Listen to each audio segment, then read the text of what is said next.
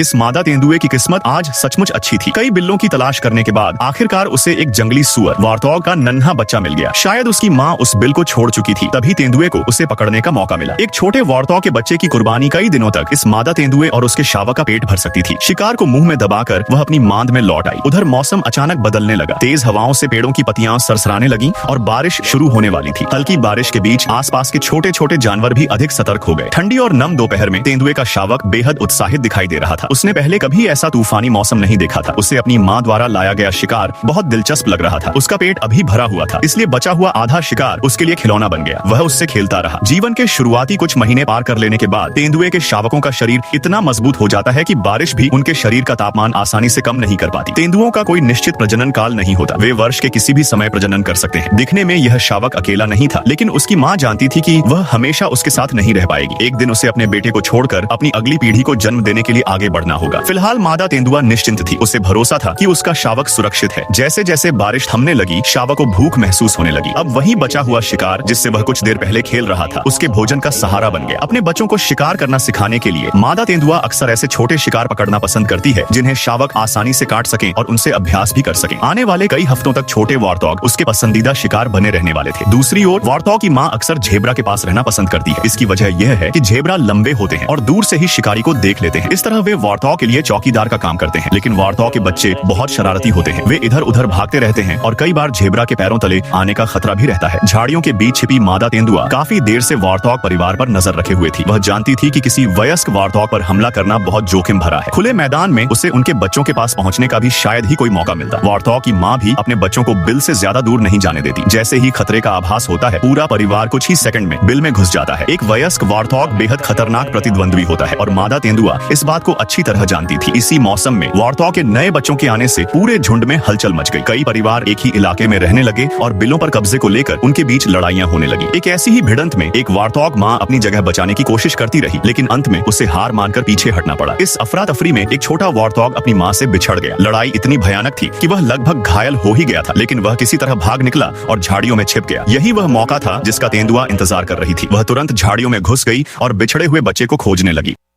अगर ये वीडियो आपको थोड़ा सा भी अच्छा लगा है तो इस वीडियो को लाइक करें, कमेंट करें, शेयर करें और मुझे फॉलो करें।